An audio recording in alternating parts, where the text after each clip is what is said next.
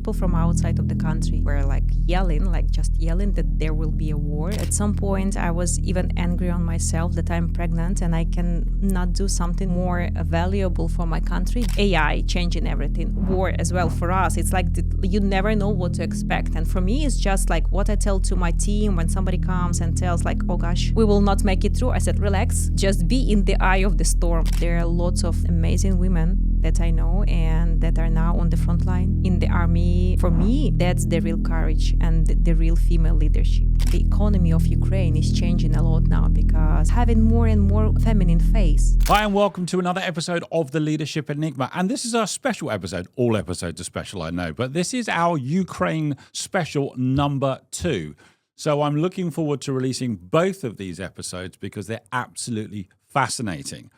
This is all about what does leadership look like when your team is working through blackouts, uncertainty, and the daily reality of war. So I am joined today by Maryna Pavliuk, and she knows. I won't have pronounced that quite right, but she'll tell me a little later on.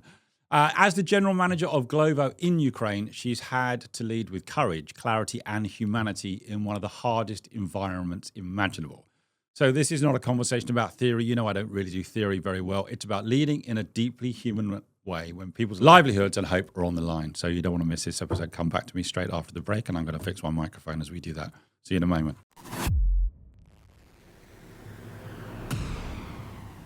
Hi, I'm Adam Pacifico, and welcome to the Leadership Enigma, a world-ranked, award-winning podcast that's insatiably curious as regards what leaders do, how they do it, and importantly, why.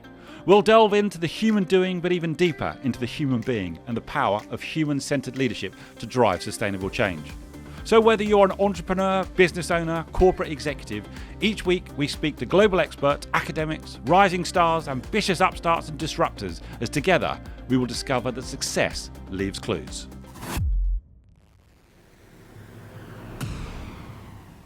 Maryna, thank you so much for coming into the studio. How are you? Amazing. Thank you. Thank you very much for having me. It's a pleasure, and I've been looking forward to you coming. I know you've been traveling for 3 weeks, so it is very kind of you to make a pit stop into the studio. What do you think of the studio? I always like to ask guests who have come in from abroad. Is this what you were expecting? Yes, I think even more. Even more, which is great feedback I can give to James. Listen, I want to talk to you obviously about Ukraine and what is going on and how you're living as a mum, as a family, as a leader in that. But I introduced you very briefly as the general manager of Glovo. So just help us understand what is Glovo and what does your role entail? Just give us an idea of that. Yeah, Glovo is a delivery platform. So basically, we're kind of a marketplace where we combine the customers, the riders, and also the stores or businesses all together. And that's actually what we do.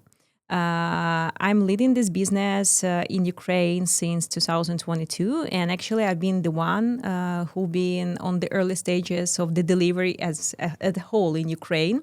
And also in the region of Eastern Europe and Central Asia, as I've been launching the business there together with a team since 2018. Now, Glovo is part of a bigger entity as well, isn't it? So just help people understand Glovo fits into who or what. Yeah, Glovo is a part of a delivery hero group that's one of the global leaders in the food delivery based in Berlin and also publicly listed. And that owns lots of different businesses and brands all around the world from South America to Europe and Asia. And you started, I think you said, at Glovo in 2021, is that right? In 2018. So 2018, but I want to come to 2021 because you have 2 young children, don't you? Yeah. So in 2021, let's go back. I always say this, let's go backwards to go forwards. You're starting a family and obviously things are starting to change in Ukraine. Tell us what it was like in Ukraine in 2021 prior to February 2022 when we know everything did change. But what was it like in Ukraine infrastructure-wise or for Glovo, for those kinds of services? What was it like in country?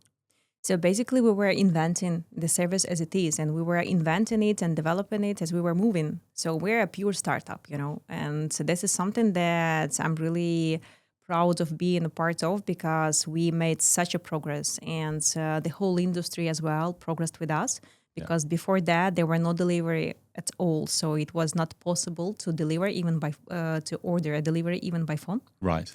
And that's something that we have disrupted, just by launching the business there together with several different international players, by the way. Yes. Like for the other countries in Europe, for example, it took years, like decades, of evolution from the phone delivery and all of the rest.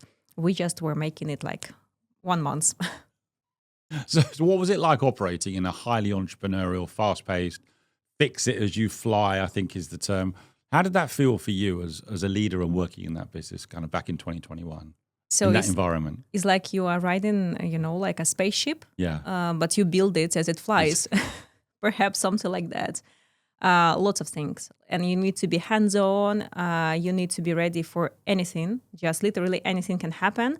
And you always need to be creative. What I like about the end industry and the Glovo as it is, I think, is the ability to invent. Right. That's something that fascinates me a lot, and that's something that gives me a lot of, motivation to wake up every morning and do my job. Has Ukraine always been home for you? Yes. So this is really, sometimes it's difficult, isn't it? Because you're actually in your homeland and you're seeing huge changes, unfortunately, war come about in February 2022. Just tell us a little bit about what was your life like just before February 2022? Because I know you've got kids, you're married. So just tell us, what was life like at that point of change? I think it was more than a normal life, and we were all busy with some very usual stuff and the challenges, but we were quite blind by that time. We were not believing that the war can happen. Even though the Russian soldiers were standing on the border of Ukraine, of the country, we were still inside the country believing that it won't happen. How long was that going on for when you were aware, but you're thinking it won't happen? It was for a few months. I think it started all in December, I believe, and people from outside of the country, Europe, were just yelling that there will be a war, and we couldn't believe it. Why do you think that was? I think when you're closest to it as well. I think that for too long we were living in a very peaceful world, and I think that the Europe as a whole was lucky enough to have at least 2 generations, right? Born and treated in a very peaceful environment, and we were blind. And perhaps, especially given the political surface in Ukraine and the landscape and the changes that happened before the war, it was still not clear, for us that something that bad can happen. Do you think it was hope? People were just hopeful. As you're closest to it, you're hoping that, no, this can't happen, this won't happen. I wouldn't name it a hope. I think it was a blindness. Tell me when you took up the role of GM at Glovo. Well, in 2021, we were talking with my boss, and he said, okay, I need to move. He by that time was leading Ukraine and the region. And he said that I'm moving to Barcelona, and he offered me to take over the business. Yes. I rejected because I was pregnant with my son, Davi. Is that your first? Yeah, my first son. His name is David. And I was scared, and I think it's a very feminine stuff, and think about women in leadership who always doubt about themselves, And the thing is that even though I was fully ready for that, because I was starting the business from the scratch, and was knowing it for sure, I had a doubt. So I rejected, and we agreed that, okay, they will have an external search, and then if something, I might be back. Of course, when the war started in February 2022, I was almost 8 months pregnant. Wow. And we moved to the Western Ukraine with the family. Then together with my mom and a dog, I have a golden retriever. Right. Yeah, we moved to Bucharest, where I gave birth to my son. And then after 2 months, I returned. And that's how I took over the business. And that's, my boss were saying to me before that, come on. No worries, it's super easy. I know a lot of women who were taking over the businesses or keep ruling the businesses, from the hospital. So it would be easy. And actually it happens exactly as he wanted. So now I know in that interim, you had your son, but what changed in your mind, in your thinking, between saying no and then saying, yes, I'll take on the GM role? Well, I think that the war has changed a lot of stuff because the level of sensitivity was very low by the time. And at some point, I was even angry on myself that I'm pregnant and I can not do something, like more valuable for my country, being there, like helping people, or maybe even going to the army, that's for sure. And for me, that was a no-brainer. That was a very natural decision that I need to be there. I need to do something for my country. And of course, the best thing that I can do is just to lead the business and make sure that this business works, actually, because at some point it started being vital. For the city life, it started being vital. So in some ways, the war was a motivation for you to do the role. That's interesting, isn't it? But you also just said the business was vital, because talk to me about this, because we're talking about convenience. Therefore, we're talking about potentially infrastructure during war. So what was your thinking in relation to the vital nature of taking the role and leading the business?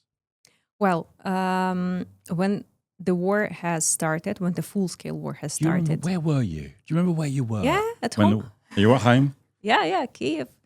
I was at home. It was. And how did you know? Do you remember that? It was 4 a.m. and my sister called me because she was working in aviation, and a friend of her from America called her the early morning and said that the attack has begun.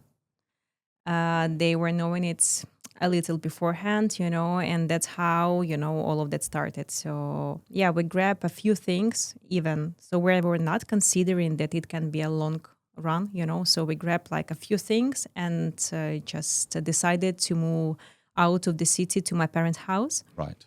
And then from there, when we were, driving under the planes, fighting in the sky, and all of the explosion, we understood that the things perhaps are super serious, I remember that at that time, I was even typing a text to my friend, saying goodbye to him because I was not sure if we were able to make it out of the city.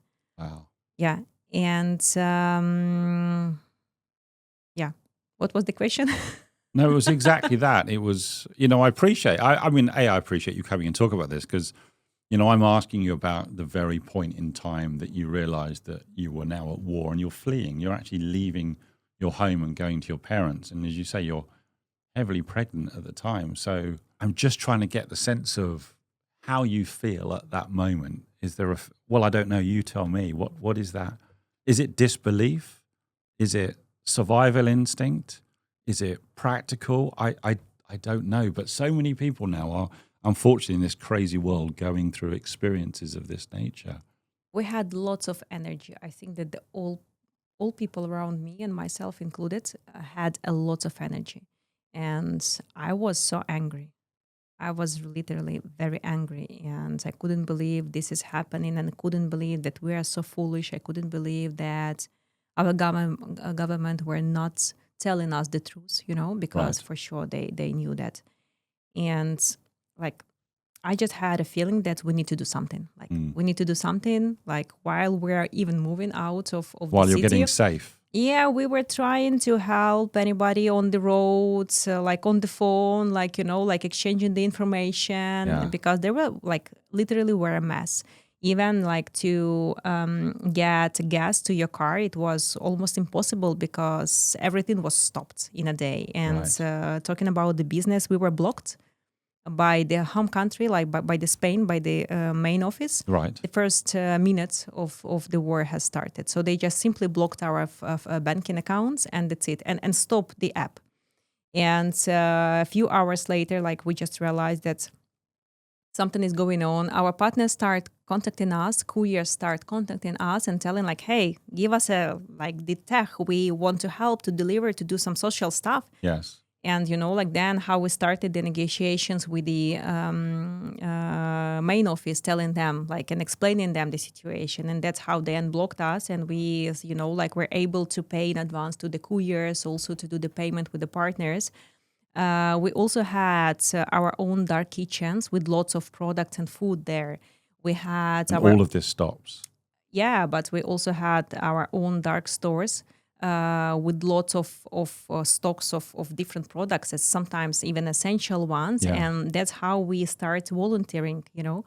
There have been people who still stayed in the city, lots of couriers who also stayed in the city and who wanted to do this delivery. So imagine from the first day of the war, the Russian tanks were literally driving through the city, through Kyiv. Wow.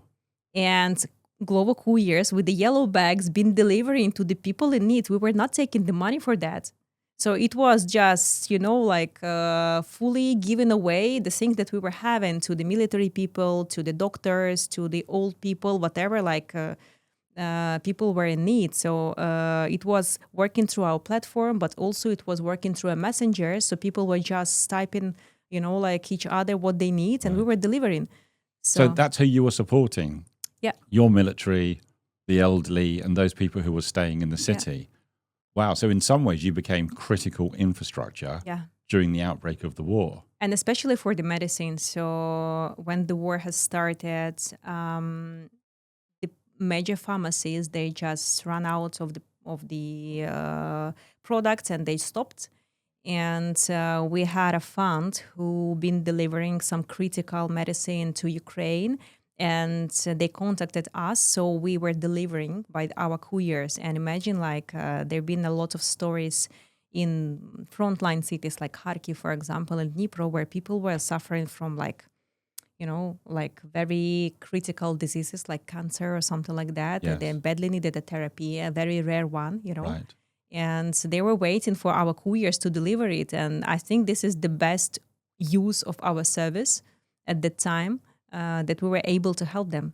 So in some ways, the services that you provide pivoted now for the war effort and for the people who needed it, mostly within the city. Was that part and parcel as well of the reason that you became super motivated to take on the role of GM? Well, perhaps. I think so. Yeah. But the first thing, I believe it was the job, like the thing. My contribution to the country, that I was sure I was doing the best, you know. So it was the best contribution that I can make by that time. And as you decided to take the role, and then you're coming back, which required you to go back into Kyiv. And I know you're backwards and forwards to Kyiv, and the war is still going. Did you think about what kind of leader you needed to be at that time? Because you're now leading in a war zone, the product or service that you know has been in some ways pivoted to helping the war effort. Did you think or take any time to think about who you needed or what you needed to do in order to support the people who work for you, the people who are supported by you? Or did it just happen organically? I think it's happened organically. And honestly, by the time I was a regional director for growth for the Eastern Europe and Central Asia. Yeah. And my role supposed to be in Barcelona. Right. And my colleagues, the VP of growth, were like typing me daily, you know, like that. We're waiting for you in Barcelona. Come with your mom and your son and the dog as well. And they were just shocked when I told them that, no, guys, I'm going back home. They couldn't believe. Right. Like people were trying, you know, like to convince me to not do that. But they wanted to make sure you were safe in another country. Yes, of course. And it was, you know, like for them, it was just unbelievable that with a little kid, I'm going back. And I think that I was in the first wave of returners to Ukraine, because by that, I remember that we had less than 10% of the business pre-war levels. Right. And like half of my team was out of the country. All gone to safety. Yes. And like streets were empty. Not all of the businesses were working. Not all of the products were available. So it was a bit scary, let's say. But what I had is a big belief that we can stop this, that like I need to be here. I need to do the job. Yeah. And I think that was the main motivator for me by that time. And what were you thinking in relation to people, your people, or the people that were still in Kyiv who were working or had decided to stay? Kind of what was your thinking around that? There were like a very mutual feeling of belonging Right. Belonging. to something, yes. And I think that where like the very interesting sense of like, like helping each other, working for something bigger and joint goal, let's say. Yes. And this is something that is really uniting. So that's feeling, of course, it's not disappeared fully, but it's not like that Right. now. But at that time, it was a huge and just unbelievable unity of people in Ukraine. I always say to people, you never quite know how you're going to act or react during a crisis. What you did and why and how you did it, where's that coming from in you, Maryna? Where's that, in some ways, slightly maverick approach, maybe to say, I'm going back into a war zone with my family. I need to help. I need to be part of it. I'm not taking a different option of going to Barcelona. Where's that coming from? Well, I'm sure, I'm just completely sure that the real nature of a person Yes. is revealed under the pressure. Right. So if you want to see somebody, just see the person in the crisis or under the pressure, and that's it. So for me, it was like a very stubborn approach, like. Yep. That's what I hear. I'm going back, regardless of where you might want to send me for safety reasons. Yeah. And so as a leader, what was your approach for, I'm assuming you probably had people who were working for you, who some may wanted to stay and some may wanted to move. So how did you deal with that as a leader to allow people to make a decision, but also be safe and be productive? How do you do that? How do you manage other people's instinctive reaction to what is a war? Well, I went through all of that myself, and I think that they genuinely care, and the feeling of empathy, Yeah. to people, that's a key. And for sure, we were transforming a lot since 2022. And for example, when I took over the business, as I've told you, it was like only 10%, Yeah. more or less, like around 30 people, half of them abroad, and like lots of debts as a business, Now we are like more than 200 people. We are like, I think, 3 times more than before the war. And we are number 70 taxpayer in Ukraine. We're a huge business. And we're also huge for Glovo and Delivery Hero, because for Glovo, out of 23 markets, we are number in top 5, let's say, in terms of profitability and orders. So we are quite big. And we are among a few markets who are actually making money. All of which is incredible as we sit here today. So I have to ask the question, all leaders are required to grow. They want to grow the business so that it's sustainable. How do you balance that growth through safety? Because you're trying to grow the business, but also you're still in a war zone. We're still, even in 2026, unfortunately, in a live war zone. So how do you do that? How do you think, okay, I'm going to grow the business, but I've got to think about safety, real human safety as well? I got the same question from my colleagues in Talabat who are operating in Emirates and other countries just a few weeks before, and we're going to come on to this because that's kind of crazy now, right? And the answer is that there is no playbook. Honestly, there is no playbook. It's just, like you need to be flexible. And honestly, I think that this is the future, not only for Ukraine, but for the life and business as a whole. From now on, the pace of development of different technologies, of the changes that is happening is just unbelievable. Okay. It's like, I can imagine that because and I can think over that in when I think of my dad, for example, he had a very corporate career for around 40 years, and nothing were changing dramatically there. But when I started, it's like a major change every month or every year before that. But now, I think with the rapid development of the technology, the changes are super fast. AI changing everything. War as well for us. It's you never know what to expect. And for me, it's just what I tell to my team when somebody comes and tells oh gosh, we will not make it through. I said relax, just be in the eye of the storm, just try to be navigated throughout the way. There is no understanding on and there is no playbook on how to act in each and exactly situation, but we always can advance, always, and we can adapt. So how do you find the confidence as the leader of a fast-growing business in a war zone? How do you approach each and every day then? I'm a big believer, and I'm always on the positive side. And I think that Where's that come from? it's my nature. Okay. Nature, nurture, I have to ask. Yes, and I think that this is the main driver, of the energy and of a belief, because like in the times of crisis, people need a very strong leader, but strong, not angry, and not the one who can, punish, but strong, who can encourage, who can give a hope, even if like the time is super dark.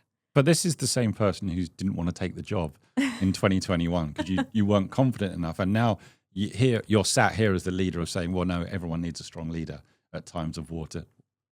This was always in you? Where's this come from? It is a journey, it is a journey. It is a journey. Are you surprised? Or, as you reflect on what you're doing, and none of us can be getting it right all the time, as you now look at yourself operating as a leader in chaotic environments, not only within Ukraine, but also, to your point, all of the changes that we're seeing on the geopolitical level. Do you think to yourself, I always had this in me, I knew it, I just needed to unlock it? Or do you sometimes think, oh, okay, so that's who I am? Or that's the leader that's evolved or come out? Or do you ever stop and think, how did I get here? Well, I think that that's a combination of both, honestly. Yep. And as I've told you, this is, the way, this is the journey. And throughout this journey, you sometimes figure out very impossible or super weird thing about yourself. Yeah. And of course, if you ask me this question, or somebody will tell me that in 5 years I will be like that, I will be super surprised and maybe will not believe. But this is something that is coming from adaptability and resilience. Many, many leaders are trying to make decisions and operate in great uncertainty who are not in war zones. Yeah. What's been your biggest lesson for you as an individual about leading in huge uncertainty? Has there been a standout lesson for you that's helped you? Not creating too much plans, right. And not relying too much on plans. Yeah. Even on the business plans. Yes. Always. But how did you get comfortable with making decisions when you don't have all the data, making decisions when things could be completely different tomorrow? How do you find the comfort in operating when you're, to your point, things overnight could just switch? I think that the most important part of the journey, let's call it a journey, is having just the right people around you. Okay. And it's not even about the technical proficiency, not even about the skills, but people who share the same, values with you. Right. And for me, all of the decisions that I make should go through the, tensor of my own values. Okay. So we have a company, we have a business, we need to make a profit, of course, but first we need to make sure that it is honest, it is going, in the same way as we are doing the normal things in our life, and yeah. I think this is the core stuff, let's say, measures that helps me to make a decision. There are no right or wrong decisions. There is just decisions. The path that you are taking, some might be harder, some might be easier, but that's the journey. What's been one of the harder decisions for you over the last 3 or 4 years? Is there a decision that stands out where you think I really had to take some time over that one? Or maybe you had to make it fast time because life was... Is there a decision that stands out that you think that was a bit tricky? Maybe it was actually deciding to go back into I think Ukraine. There are a lot. And most of them are connected with business. I wouldn't say that I was ever putting into doubt the decision to go back to Ukraine. Never. Right. I still think it was the most right decision that I could take. And perhaps if something happens to my team members due to the war or their families, this is the time when you need to think not as a business, but perhaps as a human being, you know. And I had a lot of debate with the head office on that, you know, because like some of the compensation were a lot of money, but I still genuinely believe that investing in people that you have, this is the most right decision that can be done. And the same for all of the support and the thing that we're making for the people in the team. For example, for the blackouts 2 years ago, I decided to provide the batteries, like quite big ones, you know, Blue Yes. for every and each person in my team. Okay. And you know for what? For just the comfort of having light at home. So, and I think this is like the investment that had a better payback than any kind of thing that you can make for your It is team. deeply human, Yes. isn't it? I'm always intrigued about where does the deeply human leader, because that's a real passion for me. I always say the future of leadership is deeply human. Where's the deeply human leader coming from in you? I think it's a combination of the natural ability, and at the same time, it's a very clear understanding that you are a part of the society and you cannot make a wrong decision during the crisis. Right. So it's like, you know, being on the spotlight all the time. Yeah. So you cannot hide. Even if you are alone, as a leader, you cannot hide. Everyone's looking. Yeah. Everyone's watching. So how And do your you, inner person is watching. well, the inner, and sometimes the inner person has got the loudest voice, right? Which is sometimes very difficult for leaders. How do you also help lead other people through the uncertainty? Because they will look to the leader for help as a role model. How have you found yourself helping others through the uncertainty? And that could be family, friends, and work colleagues as well. You found the strength to lean in and you made a decision to do what it is that you're doing. But how do you help others lead through that? I'm always sharing my energy with people. Tell me always. more about that. And I sometimes also, you know, like got the comments, and especially from my team, like, how do you do that? Like, you have small kids. I'm sure that you were not sleeping this night, but you come to the office smiling. Yeah. You have a time for me, and Yeah. and it's like, how do you do that? You know, and for me, it's all about the bigger purpose. So I'm not micromanaging my team. So I think that given a freedom, you know, at some point also it's about caring and it's about energizing, because even if the person think that, okay, I'm stuck, I'm done, I cannot think properly, you just need to lift up the person. You need to share a part of you know, like positive vision on the things and how things can go, and just support throughout the way.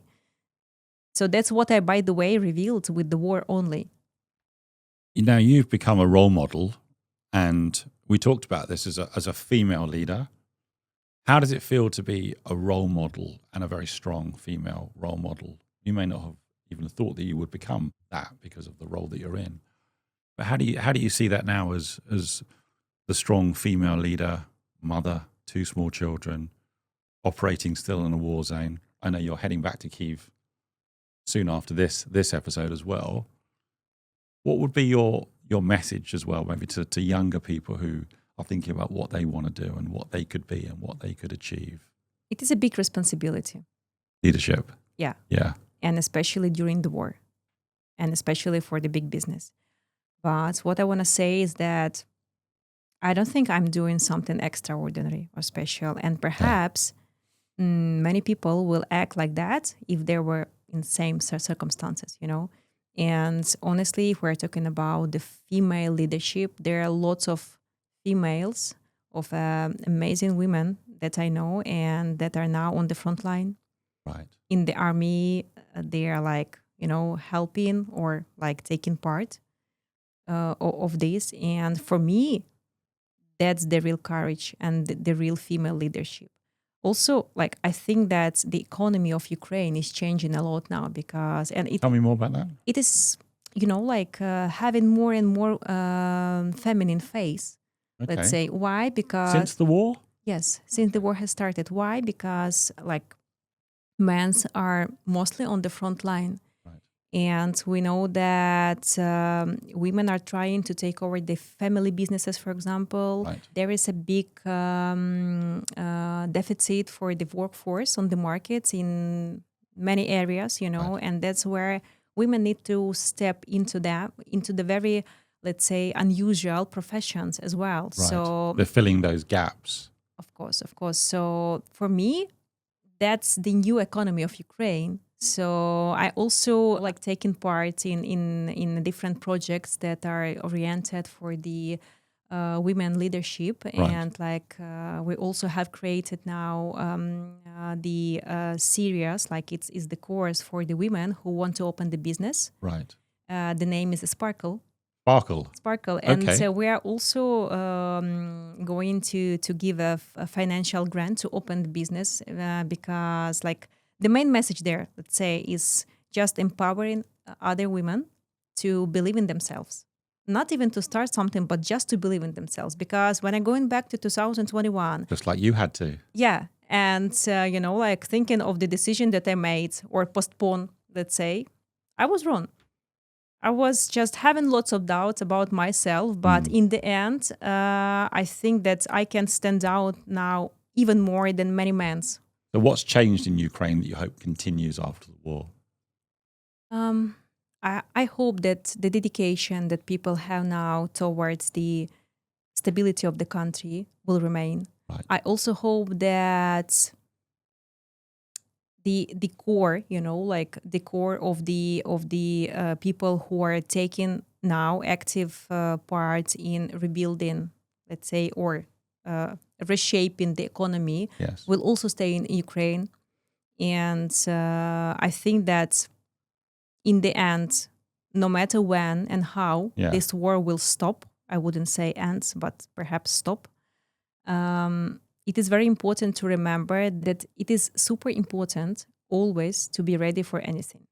So we cannot relax, So we cannot relax and say, okay, war is stopped or over, so I can go and retire. No, it is just the start of the journey. So where we need to rebuild. So we need more women. We need, like more human leaders, because we're going to face lots of like veterans, people with the disabilities as well, that need to be integrated. And that's another challenge as well. Right.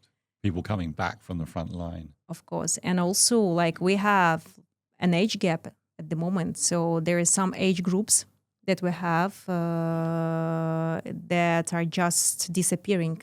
So perhaps we will need more people, more multicultural environment will be, like evolving in Ukraine. And that's another big challenge as well.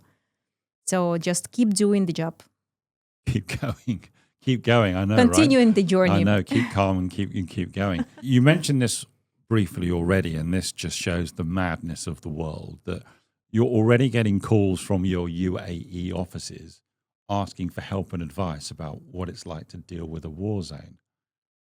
Just tell me a little bit about that, because it's crazy that we're having this conversation. But just tell us a little bit about the advice or help you're being asked for right now. Unfortunately, I cannot say that I'm surprised. And our colleagues called us and they asked, like, do you have any manuals, like anything that you can share on how shall we act with the business, with the people, safety? Yes. And like we have a lot of stuff developed, because like as a company, we have a joint backend and it cannot be adapted for each country specifically. So in order to survive, blackouts, massive attacks, air raid alarms, everything that is happening in Ukraine daily, we developed a lot of integrations, ad hoc stuff, that is used only in Ukraine.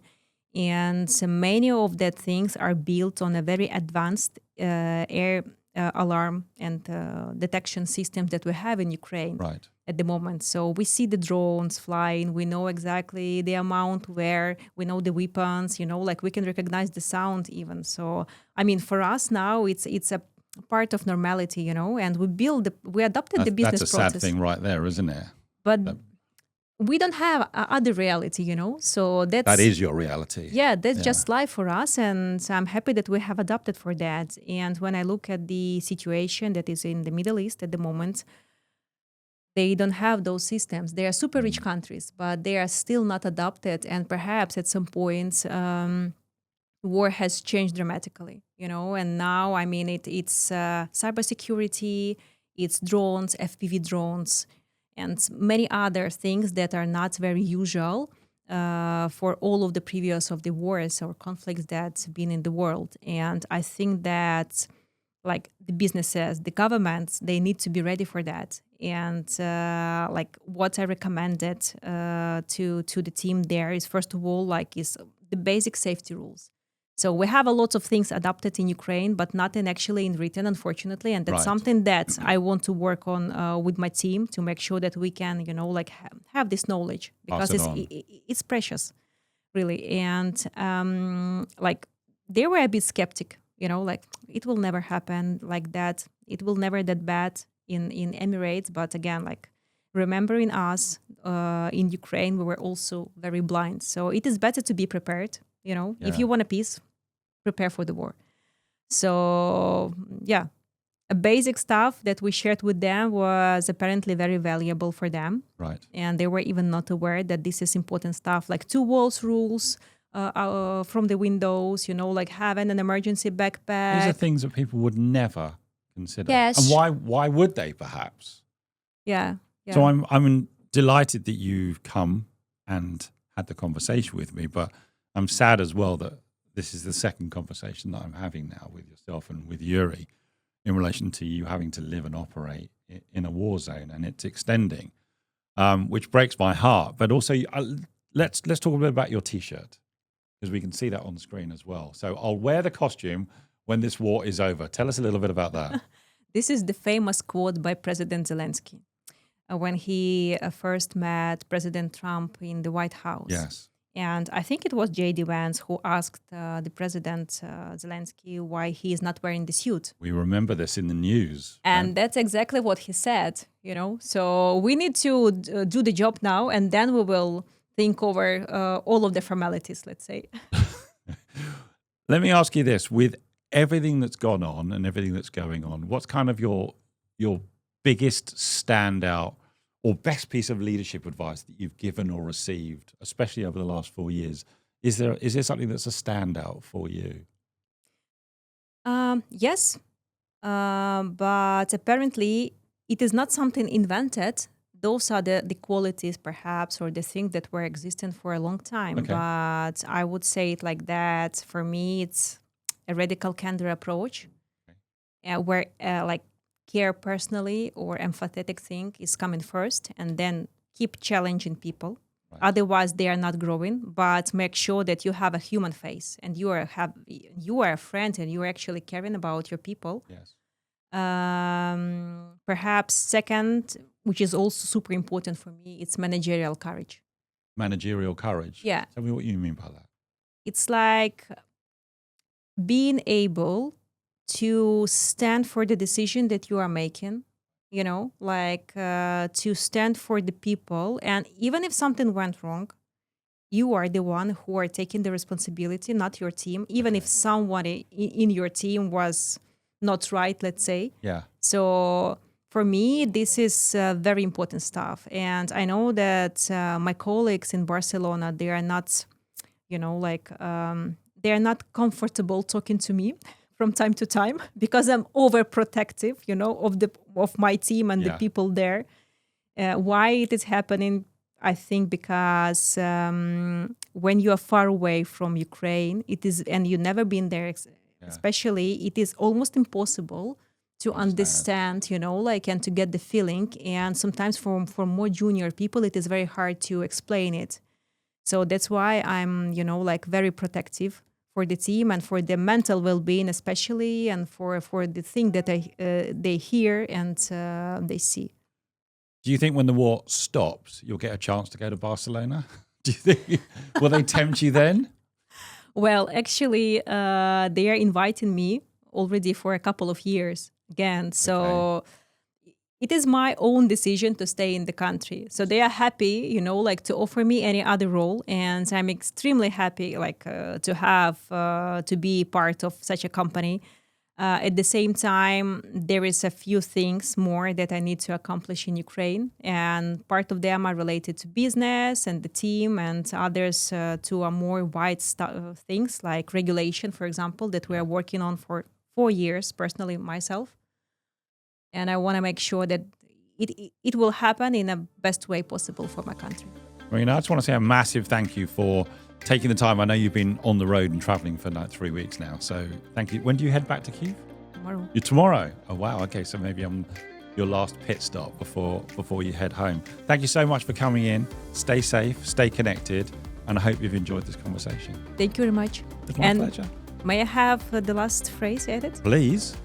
So just if somebody is wondering where the Ukrainian sun actually rises, it was, is, and always will be rising in Donbass. Slava Ukraini. Thank you.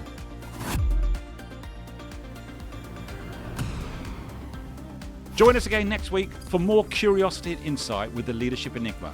We'd love to hear your comments on today's show as well as suggestions for future topics and guests.